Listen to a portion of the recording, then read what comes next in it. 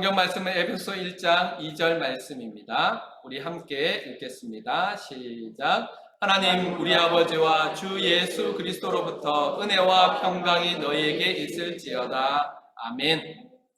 오늘 말씀의 제목은 복 있는 자입니다. 여러분 어떻게 생각하십니까? 여러분은 복 있는 자이십니까?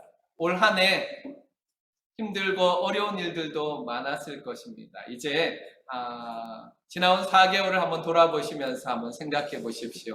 나는 복 있는 사람일까? 또 내가 지나온 이 삶들이 복의 증거들일까? 한번 생각해 보시기 바랍니다. 시편 1편은 성도들을 이렇게 정의합니다. 복 있는 사람, 이렇게 정의합니다. 왜냐하면 시편 전체가 성도들의 고백인데 그 시편을 시작하는 1편의 성도들에 대해서 복 있는 사람, 왜 복 있는 사람이냐? 시편 1편부터 150편까지 읽으면 성도들은 복 있는 사람이구나 하는 것을 알게 됩니다. 시편의 내용들을 쭉 보시기 바랍니다. 그러면 슬플 때도 있고 괴로울 때도 있고 축복을 받은 때도 있고 잘 될 때도 있습니다. 그런데 그 속에서 공통점이 있는데 모두가 하나님을 향하여 기도하고 하나님을 향하여 찬양합니다. 그래서 시편은 성도들을 복 있는 사람 그렇게 이야기합니다. 이 복에 대해서 말할 때 우리에게 그림처럼 알려주는 것이 3절의 내용입니다. 3절 잘 들어보세요. 그는 시냇가에 심은 나무가 철을 따라 열매를 맺으며 그 잎사귀가 마르지 아니함 같으니 그가 하는 모든 일이 다 형통하리로다 그랬습니다. 그 축복에 대해서 말하는 것이 무엇입니까? 시냇가에 심은 나무다 그랬습니다. 이 시냇가에 심은 나무가 어떻습니까? 만사형통이라고 말했습니다. 정말 성도들은 복 있는 사람일까요? 성도들은 어떤 복을 누리고 어떤 복을 누구에게서 받은 사람들일까요? 오늘 말씀을 통해서 그 답을 찾아보시기 바랍니다. 먼저 오늘 첫 번째 생각할 것은 성도들이 받은 두 가지 복입니다. 우리 2절을 다시 한번 읽겠습니다. 시작.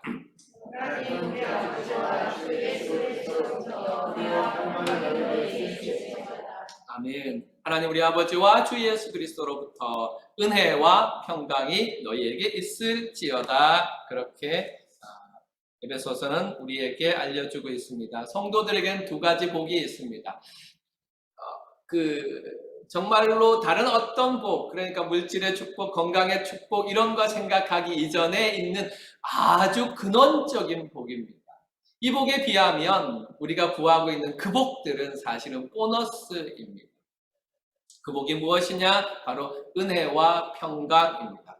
은혜와 평강은 지난 시간에 묵상한 것처럼 영적인 축복이면서 영원한 축복입니다. 하나님의 뜻밖의 베푸신 죄 사함과 구원이 바로 은혜입니다. 하나님께서 예수 그리스도로 말미암아 우리에게 베푸신 죄 사함의 은혜, 구원의 은혜, 그것을 우리는 은혜라고 합니다. 그 은혜로 말미암아 우리가 누리게 된 하나님과의 샬롬을 평강이라고 합니다. 그러므로 성도들은 이 은혜와 평강을 분명하게 찾아야 됩니다. 사람들은 언제 넘어지느냐? 사람들은 언제 낙심하느냐? 자기가 누구인지 모를 때입니다. 마찬가지입니다. 내가 받은 복이 무엇인지 알지 못할 때 사람들은 그 안에서 기쁨과 감사를 찾을 수 없습니다. 그래서 오늘 은혜와 평강이 너희에게 있을지어다 라는 말씀은 우리 모든 성도들이 꼭 붙잡아야 될 하나님의 약속입니다. 이 은혜와 평강이 너희에게 있을지어다 라는 것은 초대교회 성도들이 일상적으로 나누었던 인사였습니다. 초대교회 성도들이 은혜, 곧 카리스라고 인사한 이유가 무엇일까요? 은혜는 카리스라고 했죠. 초대교회 성도들은 카리스라고 인사를 했습니다. 그것은 은혜는 하나님께 사랑을 받을 자격이 없지만 그 사람으로 봐서는 하나님께 그 은혜를 받을, 사랑을 받을 아무 자격이 없지만 하나님께서 은혜로 보내신 독생자 예수 그리스도를 믿는 자에게 하나님께서 베푸시는 사랑이요 축복이 바로 은혜입니다. 그러므로 초대교회 성도들이 서로 카리스라고 인사할 때, 고백할 때 그것은 단순히 서로의 안녕과 축복을 말하는 것이 아니었습니다. 이것은 나와 너 그리고 우리의 삶에 항상 존재하는 하나님의 은혜를 인정하고 고백하는 말입니다. 교회에서만큼 은혜라는 말을 쓰는 곳이 있나요? 없을 거예요. 요즘 드라마 중에 한 가지가 이 교회 용어를 잘 사용해서 제가 유심히 보고 있는데, 밖에서는 은혜라는 말을 잘 사용하지 않지요. 하지만 초대교회 성도들은 이 은혜로 인사를 했습니다. 그렇게 인사할 때 그 카리스, 은혜라는 말은 나의 삶에 존재하는 하나님의 은혜를 인정하는 말이고, 너의 삶에 존재하는 하나님의 은혜를 인정하고 고백하는 말, 곧 우리의 삶에 항상 존재하는 하나님의 은혜를 인정하고 고백하는 말입니다. 그래서 이렇게 고백하는 것입니다. 나도 값없는 하나님의 은혜로 산다. 너도 값없는 하나님의 은혜로 말미암아 살지 않니? 그러니까 우리 이거 잊지 말자. 세상 뭐래도 우리는 하나님의 은혜로 말미암아 산다. 이렇게 고백하는 것입니다. 그래서 은혜라고 이야기할 때, 은혜라고 초대교회 성도들이 이렇게 인사할 때 바로 이 마음을 담아서 인사했던 것입니다. 이것은 당시 초대교회 성도들의 상황을 생각하면 더 큰 의미가 있습니다. 우리는 잘 알고 있습니다. 당시 초대교회는 공동연한 핍박의 대상이었습니다. 로마에는 긴 기간 동안 교회를 핍박한 기록들이 남아있어서 그 긴 핍박 가운데 아주 큰 것만 잡아도 10번의 핍박이 있었습니다. 그래서 로마 10대 박해 이렇게 말하기도 합니다. 그동안에 교회는 콜로세움에서 화형을 당하기도 하고 검투사에 칼에 죽기도 하고 십자가에 달려 죽기도 하였습니다. 이렇게 교회는 언제든지 사회적인 안정과 법적인 보장을 빼앗길 수 있었습니다. 성도는 재산 몰수와 신체적 공격을 비롯한 목숨까지도 빼앗길 수 있는 상황이 그들의 문 앞에 여전히 있었습니다. 그런 상황에서 나온 절절한 고백이 카리스입니다. 하나님의 은혜가 당신과 함께하기를 원합니다. 하나님의 은혜가 당신과 함께 있기를 원합니다. 그렇게 고백했습니다. 초대교회 성도들은 이렇게 우리처럼 신짜오 안녕하십니까 이렇게 인사하지 않았어요. 아주 가까이 가서 손을 잡으면서 악수하면서 호응을 하면서 귓속말로 하나님의 은혜가 당신에게 있기를 원합니다. 카리스 이렇게 인사를 했습니다. 그렇게 인사할 수밖에 없었지만 그들의 마음속에는 분명한 믿음이 있습니다. 그렇습니다. 나도 하나님의 은혜로 살았습니다. 당신도 하나님의 은혜로 살았군요. 우리 이거 잊지 맙시다. 우리는 하나님의 은혜로 삽니다. 그렇게 고백했습니다. 우리 상황도 점점 그렇게 변해가는 것 같습니다. 18.1%라고 합니다. 18.1%. 이것이 무엇인지 아십니까? 코로나 이후에 개신교, 특별히 기독교에 대한 호감도가 바로 18.1%입니다. 국민일보가 GM 리서치에 이렇게 의뢰해서 2022년 3월 31일부터 4월 4일까지 조사한 내용에 따르면, 그 결과에 따르면 기독교에 대한 대국민 이미지 조사를 했는데 한국교회 신뢰도가 18.1이라고 했습니다. 물론 오차가 있을 것입니다. 그러나 이런 분위기는 이미 우리 스스로 느끼고 있을 것입니다. 이 조사에 의하면 기독교인 중에서도 기독교를 신뢰하는 퍼센트가 63.5%였다고 합니다. 이렇게 된 원인은 교회 안팎에 있습니다. 그러나 중요한 것은 잘잘못을 따지기 이전에 이런 분위기가 앞으로 점점 더 좋지 않은 방향으로 갈 것이라는 사실입니다. 교회의 신뢰도는 점점 떨어져 갈 것이고 교회에 대한 부정적인 이미지는 커져 갈 것입니다. 이런 상황이 지속된다면, 이런 상황이 지속돼 간다면 우리가 믿음을 지킬 수 있을까요? 교회 다니는 것이 점점 부끄러워져 갈 때 우리가 우리의 믿음을 지킬 수 있을까요? 기독교인이라는 사실이 점점 나에게 불이익을 가지고 올 때 나는 믿음을 지킬 수 있을까요? 성경은 우리에게 분명하게 말해줍니다. 말세가 될수록 세상의 마지막이 다가올수록 교회가 점점 어려움 가운데 빠져갈 것이라고 분명하게 말씀했습니다. 우리 주님도 말씀하십니다. 그러나 인자가 올 때에, 우리 주님이 다시 오실 때에 믿음을 다 볼겠느냐라고 말씀하셨습니다. 인자가 올 때에 세상에서 믿음을 보겠느냐, 그렇게 말씀하셨습니다. 그래서 우리에게 꼭 필요한 고백이 하나님의 은혜가 당신에게 있을지어다입니다. 하나님의 값없는 은혜, 우리는 그 은혜 덕분에 살았고 그 은혜 덕분에 삽니다. 우리는 그 은혜로 말미암아 교회를 이루고 그리스도의 지체가 되었습니다. 우리는 그 은혜로 말미암아 거룩한 하나님의 가족이 되었습니다. 은혜라는 찬양을 잘 알 것입니다. 그 은혜라는 찬양에 보면 이렇게 고백합니다. 내가 누려왔던 모든 것들이, 내가 지나왔던 모든 시간이, 내가 걸어왔던 모든 순간이 그랬습니다. 우리의 일상이지요. 그런데 그 일상이 당연한 것 아니라 은혜였소, 이렇게 고백합니다. 우리가 지나왔던 모든 순간들이 우리가 생각할 때에는 당연한 것이라고 생각했는데 믿음의 눈으로 보니까 그것은 바로 은혜였습니다. 이렇게 고백합니다. 우리가 은혜라는 찬양을 부를 때마다 마음에 큰 감동을 받지 않습니까? 그것은 우리가 잊고 살았던 하나님의 은혜를 기억하게 하기 때문에 그렇습니다. 그러므로 우리는 항상 이렇게 인사해야 될 것입니다. 이렇게 고백해야 될 것입니다. 하나님의 은혜가 당신에게 있기를 원합니다. 하나님의 은혜를 기억하는 자, 하나님의 은혜를 바라볼 수 있는 자만이 할 수 있는 인사입니다. 성도들의 손을 잡고 이렇게 인사합시다. 하나님의 은혜가 당신에게 있기를 원합니다. 성도들을 포옹하면서 그 귀에, 그 영혼의 귀에 속삭여 줍시다. 하나님의 은혜가 당신에게 있기를 원합니다. 그렇게 할 때 우리 안에서 성령의 역사가 일어날 것입니다.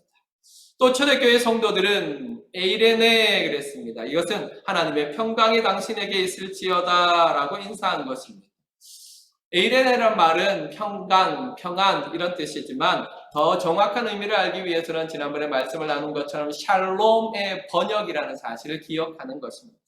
구약 성도들이 샬롬이라고 인사할 때는 축복과 번영을 구하는 것입니다. 하나님께서 당신에게 축복과 번영을 주시기를 원합니다. 이렇게 인사할 때 샬롬 그렇게 했습니다. 그러나 신약에 오게 되면 이 샬롬은 하나님의 은혜와 이렇게 연결됩니다.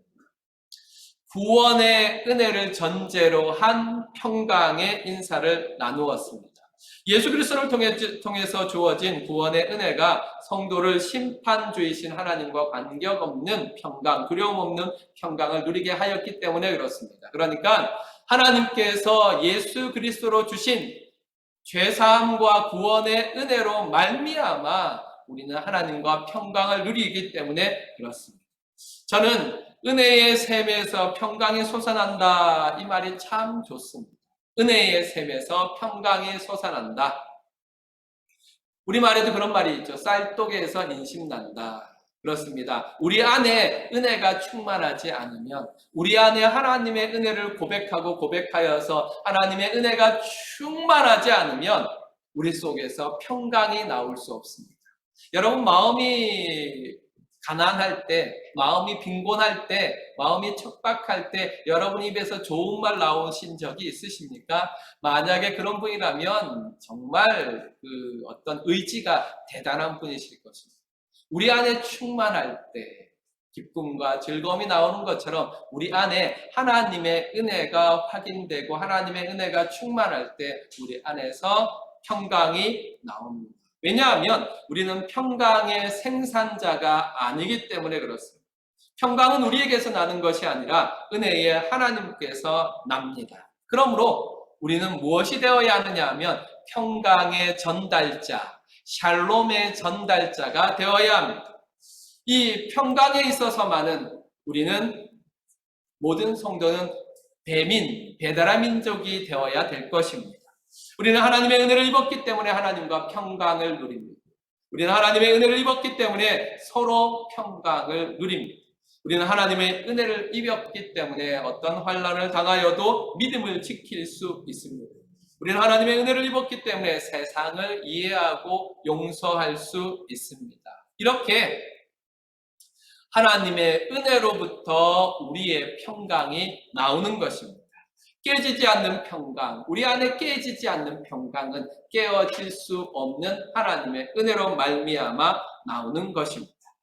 은혜와 평강, 그렇습니다. 성도가 받은 두 가지 축복입니다. 우리는 참 복 있는 사람들입니다. 하나님의 은혜와 평강이 우리를 떠나지 않기 때문입니다. 이 축복은 세상의 그 어떤 것도 깰 수 없습니다. 하나님께서 우리를 향하여 더하여 주는 은혜, 하나님께서 우리에게 더하여 주신 평강은 그 어떤 것으로도 빼앗을 수 없습니다. 우리 이 놀라운 하나님의 은혜와 평강을 믿읍시다. 그리고 이 은혜와 평강으로 서로 인사합시다. 하나님의 은혜와 평강이 당신에게 있을지어다. 하나님의 은혜와 평강이 당신에게 있을지어다. 은혜의 하나님께서 저와 여러분을 복되게 하셔서 그 어떤 가뭄에도 은혜의 샘에서 평강을 길러내는 자, 그 어떤 고난 속에서도 은혜의 샘에서 평강을 길러내어 메마른 영혼들을 먹이는 자가 되게 하시기를 주님의 이름으로 축원합니다. 두 번째 생각할 것은 성도들이 받은 두 가지 복의 근원입니다. 2절은 그렇게 말합니다. 하나님 우리 아버지와 주 예수 그리스도로부터 은혜와 평강이 너희에게 있을지어다 그랬습니다. 그러니까 이 말씀 속에서 우리가 찾을 수 있는 성도가 받은 두 가지 복의 은혜와 평강의 근원이 분명하게 나와 있습니다. 첫 번째는 하나님 우리 아버지, 두 번째는 주 예수 그리스도입니다. 그러나 이 하나님 우리 아버지와 주 예수 그리스도는 두 가지 근원이 아니라 사실은 한 가지 근원이 두 가지로 나타난 것입니다. 여기 우리 한국말에도 와는 앞에 말과 뒤에 말이 동등할 때 사용하는 것이죠.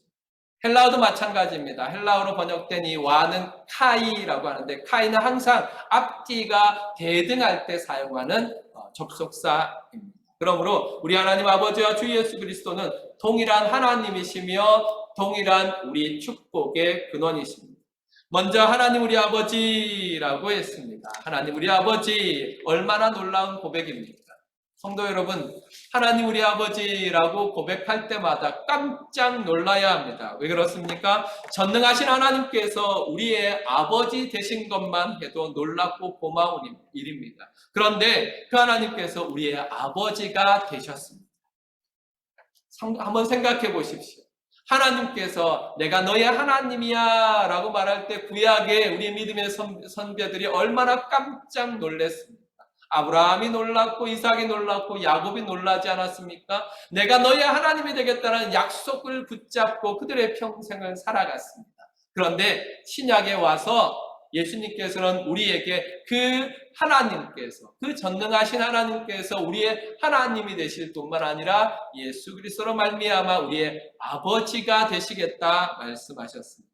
요한복음 20장 17절 함께 읽겠습니다. 시작.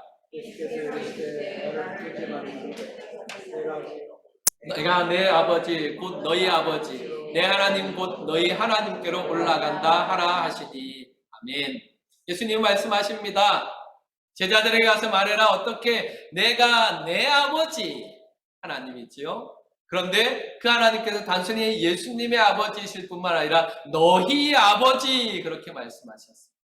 내 아버지 곧 너희 아버지 그렇게 말씀하셨습니다. 하나님이 우리의 아버지이십니다. 믿으십니까? 그 하나님께서 우리에게 은혜와 평강을 베푸시는 아버지이십니다. 믿으십니까? 우리는 참으로 믿고 의지할 것은 변함없이 신실하신 여호와 하나님이 우리 아버지가 되셔서 우리에게 항상 은혜와 평강을 더하여 주신다는 사실입니다. 성도는 항상 이 사실에서 힘과 용기를 얻어야 할 것입니다. 또 에베소서에는 우리의 복의 근원을 주 예수 그리스도, 정확하게 한다면 우리 주 예수 그리스도라고 할 수 있습니다. 이 또한 놀라운 고백입니다. 이 땅에 오신 예수님께서 나의 그리스도 곧 우리의 구세주가 되셨다 그랬습니다. 존 칼빈은 그렇게 말했습니다. 하나님의 아들이 인간의 아들이 되신 것은 사람들의 아들들이 하나님의 아들들이 되게 하려 하기 위한 것이다 그랬습니다. 그러니까 예수님께서 사람과 같이 똑같이 되신 것은 사람의 아들들로 하나님의 아들이 되게 하시려고 그렇게 하셨다 그렇게 말했습니다. 그렇습니다. 예수님께서는 이 땅에 오셔서 우리의 죄를 대신하여 십자가를 지심으로 사람이 되셨습니다. 그리고 그 사람이 되신 가운데 우리의 죄를 씻으시고 우리를 구원하심으로 우리가 예수님을 따라 하나님의 자녀되는 축복을 허락하여 주셨습니다. 그 주님께서는 영원히 우리의 주님이 되셔서 우리와 함께 하시며 세상 끝날까지 우리를 인도하시겠다 말씀하셨습니다. 그래서 뭐라고 말씀하십니까? 볼지어다 내가 세상 끝날까지 너희와 항상 함께 있으리라 말씀하셨습니다. 그 예수님께서 도마에게 왔을 때 도마는 고백합니다. 이렇게 고백합니다. 도마가 대답하여 이르되 나의 주님이시요 나의 하나님이십니다. 그렇게 고백했습니다. 성도 여러분, 예수님이 나의 주님이심을 믿으십니까? 예수님께서 나를 구원하신 구세주이심을 믿으십니까? 예수님이 우리에게 은혜와 평강을 베푸신다는 사실을 믿으십니까? 우리가 진심으로 믿어야 할 것이 바로 여기에 있습니다. 그것은 십자가의 주님이 나를 구원하셨다. 부활의 주님이 내게 은혜를 베푸십니다. 부활하신 주님께서 나에게 평강과 은혜를 허락하신다 하는 사실을 믿으시기를 축원합니다. 그리스도를 통해서 우리에게 주신 이 축복이 정말로 너무나 아름답고 복된데 한 가지 더 함께 나누고 싶은 은혜가 있습니다. 그것은 우리 주 예수 그리스도가 모든 것의 연결점이 되고 있다는 사실입니다. 바울은 고백합니다. 내가 사도가 된 것은 예수 그리스도로 말미암아 되었다 그랬습니다. 1절에 그리스도 예수의 사도된 바울은 그렇게 말했습니다. 또 성도들은 예수 그리스도 안에 있다 그랬습니다. 은혜와 평강은 예수 그리스도로부터 흘러나온다 그랬습니다. 그러니까 본문의 모든 연결점들이 누구냐 하면 예수 그리스도입니다. 바울은 내가 사도된 것은 예수 그리스도로 말미암아 되었다.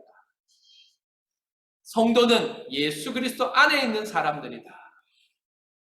은혜와 평강은 예수 그리스도로부터 나온다. 그렇게 고백했습니다. 그러므로 우리는 우리의 삶의 모든 연결점이 예수 그리스도라는 사실을 기억해야 합니다.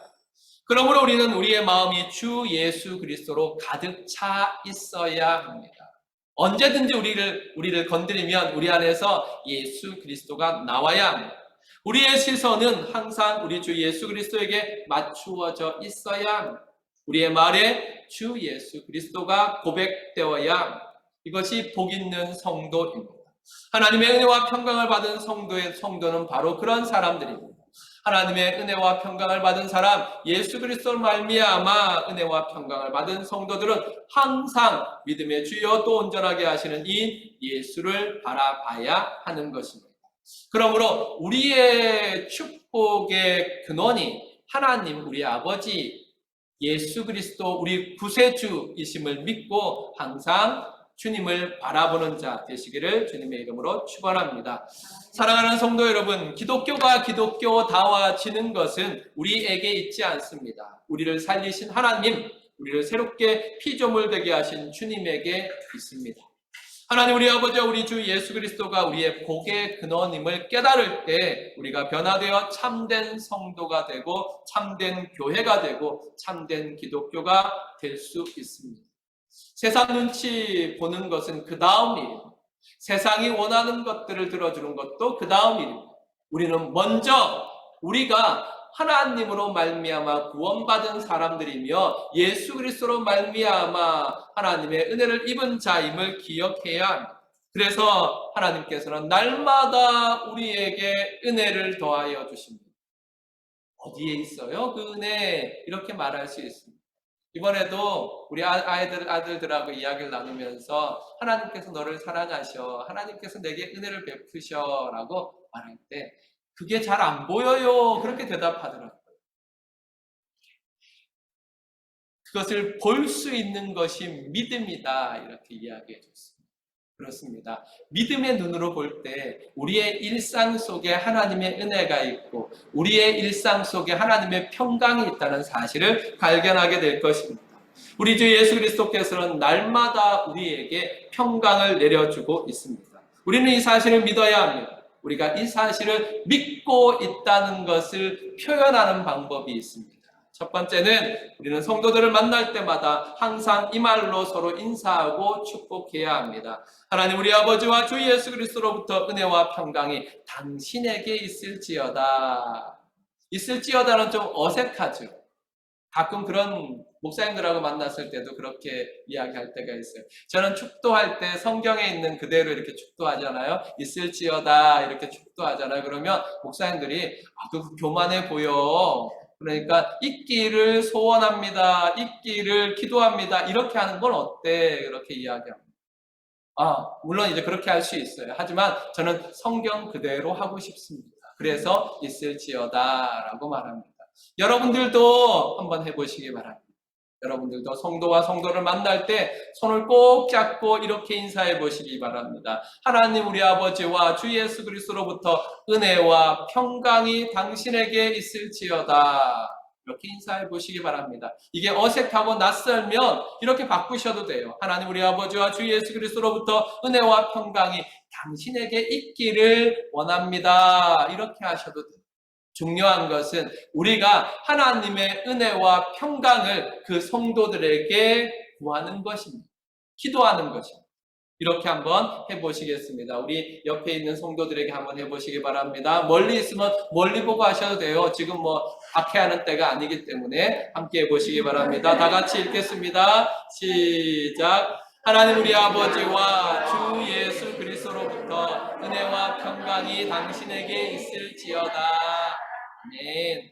또 우리에게만 하나님의 은혜와 평강이 필요합니까? 아닙니다. 하나님께서 우리에게 은혜와 평강을 주신 것은 세상을 축복하시기 위해서입니다. 세상을 향하여서도 우리가 이렇게 인사하고 축복해야 합니다. 하나님 우리 아버지와 주 예수 그리스도로부터 은혜와 평강이 당신에게 있을지어다. 이렇게 기도해야 됩니다. 정말로 이 기도를 여러분들이 누구를 만나든지 그 사람에게 하는 축복의 전달자, 은혜의 전달자, 평강의 전달자가 되시길 바랍니다. 이것이 교회의 사명이며 이것이 성도의 사명입니다. 이제 우리가 남은 인생을 살아가는 동안 하나님께서 은혜 베푸시고 평강을 더하여 주시사 우리가 하나님의 은혜의 샘에서 주님의 평강을 길러내고 마시며 그 은혜와 평강을 전하는 자가 되게 하시기를 주님의 이름으로 축원합니다. 아멘.